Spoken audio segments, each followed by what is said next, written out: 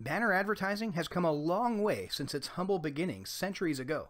Yep, that's right, centuries. Flip through any old newspaper or publication from the American colonial era, and you'll find rectangular banner ads pitching everything from beer to stockings, complete with a main image, carefully chosen brand elements, a motto or a unique selling proposition, and even a call to action. Of course, we're not here to discuss old print banner ads for stylish powdered wigs or state-of-the-art wooden dentures, although it is useful to remember how long the ancestors of today's digital banner ads have been around. In this guide, we're going to be discussing modern digital banner ads in all their glory. So, for starters, what are they? Basically, banner advertisements are actionable, clickable, tappable images that invite web visitors to buy, learn about, or receive something in exchange for a click-through. These ads can appear anywhere and are typically seen within and around the content of various websites, such as the header area on a forum page, the sidebar of a blog or news site, or even squeezed in among the paragraphs of a news article.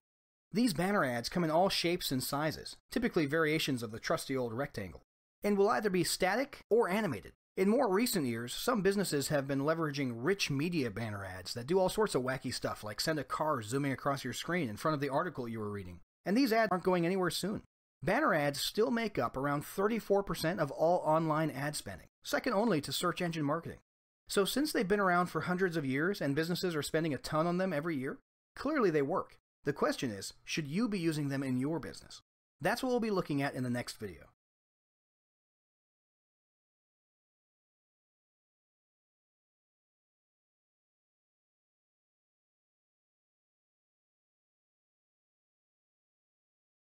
There are a host of reasons why you would or should use banner ads in your business. We'll cover several of them here. First off, what are your goals? The general goal of banner ads is to take a visitor who clicks on one of them through to one of your web properties. But beyond this, you may have more specific goals. This could include bringing them directly to a sales or product page in hopes of them making a purchase, or perhaps you're simply doing a list building campaign and trying to gain leads or contact info by forwarding them to a landing page with a free offer or a gift. Maybe your goal is to learn more about your market, in which case you might be sending them to a survey or a questionnaire. The final goal for click-throughs that we'll mention is simply content marketing. Perhaps you're simply trying to get your blog posts and articles in front of a lot of visitors in order to build a following, provide useful information, and perhaps even make a soft pitch with this content. Another sub-goal of content marketing worth mentioning is building a retargeting audience. There's plenty of data justifying this approach. People who are retargeted via banner ads are 70% more likely to convert. So the idea here is to simply stick a retargeting pixel on your site when you send visitors to your content. If you're not familiar with that concept, go ahead and check out our guide on retargeting for more detailed information on this. You can then retarget them wherever they are on the web with more relevant banner ads now that they're familiar with you, and this time you can aim for something more desirable like a sale or an opt-in. There's a couple other benefits to banner advertising. One very useful but less talked about benefit of banner advertising is brand awareness. You've seen this work 1,000 times. Year-round, you might see TV commercials for smiley taxicabs. It's not like you're sitting in your living room and suddenly bolt upright and call a cab at that moment. You don't need one. But weeks or maybe months later, when you're leaving a birthday party after having a bit to drink and you need a cab, who are you going to Google on your smartphone? Yep, smiley cab. The same goes for banner ads. Even when people don't click on them, you'll be subtly building top-of-mind awareness for your business and expanding the visual familiarity of your brand. Another benefit of banner advertising is the ability to track, assess, and test effectiveness. There are several metrics that can be used to measure various levels of effectiveness. The most basic level of assessment is your click-through rate, or CTR. You can gauge the financial success of your ads by comparing your CTR against your advertising expenses, which gives you basically your cost per click, or CPC. Beyond this, you can actually track the results of click-throughs, such as sales or opt-ins versus your ad expenses. This can give you your cost per lead and your cost per sale. Using conversion pixels, you can test for even more complex results, such as how far visitors get into your funnel, or which blog posts they read after landing on your site. So that's the why of banner advertising. In the next video, we're going to discuss the where.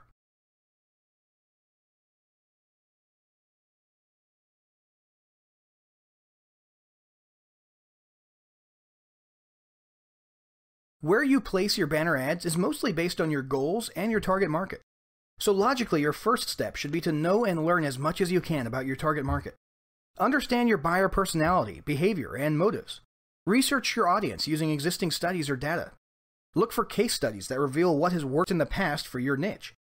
Or you can even do your own research by analyzing past advertising and sales data from your own records, or by conducting surveys and polls on your target market. Also, just be aware of what people are saying and expressing by taking time to regularly monitor social media groups and forums in your target market. The next step is to establish your goals.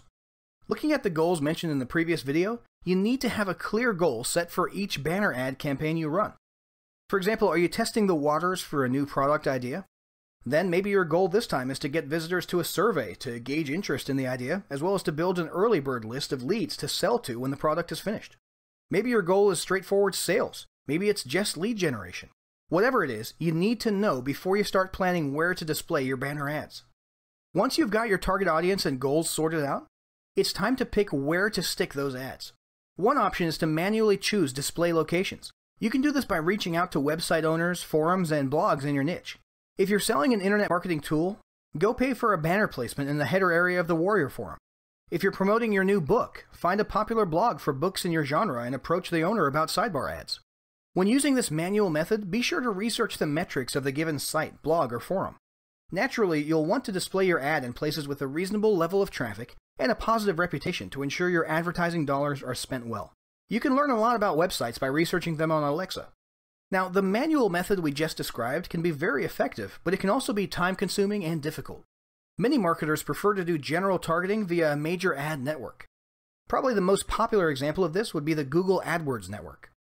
If you want detailed information on how to use Google AdWords, check out our Google AdWords guide. But generally, you're just going to make some targeting, audience, and keyword decisions within your Google AdWords creation process and provide the right banner images. Google AdWords will then begin showing your banner ads in the locations you've chosen or in the locations that its data determines are best for your desired audience. Another great option is to use a retargeting platform with multi-network reach like AdRoll. This means you install retargeting pixels on your site and build a retargeting audience, which you can then use to follow around the web with your banner ads via several different networks and exchanges, including Facebook and Google AdWords. In these cases, the retargeting platform generally does all the hard work for you. So that's it for this video. Now that you know how to choose your ad locations, the next video will discuss how to actually design your banner ads.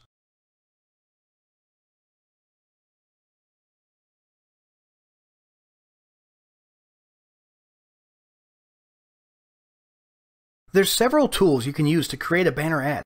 If you've got design skills, you can use any graphic design program like Adobe Photoshop or GIMP. However, many businesses prefer a quick, simple solution specifically designed for non-designers to create banner ads, such as Bannersnack.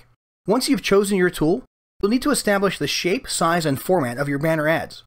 You'll need to make sure you have a variety of banner ad sizes available for use in your campaigns. You can get your ad sizes from the IAB, or Interactive Advertising Bureau, or simply follow the recommendations of the ad network you're using.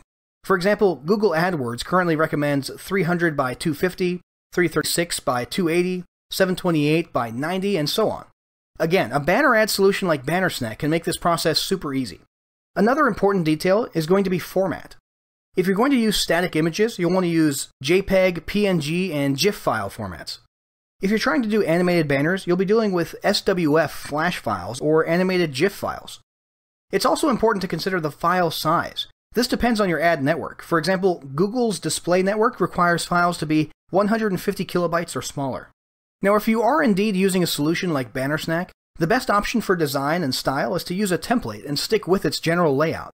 However, here's some general best practices to consider. Be mindful of your brand or product colors and try to focus on just 2 or 3 primary or secondary colors for your ad. Use high-quality images that are appealing and grab the attention of your audience. Incorporate the things you learned while researching your audience. Ensure you properly use contrasting colors to make your text, CTAs, and buttons pop out. For example, it would be silly to put white button text on a yellow button on a light orange background. A lot of this is common sense. If it doesn't pop out for you, it probably won't pop out for your audience. Also, be sure to balance main ideas and empty space.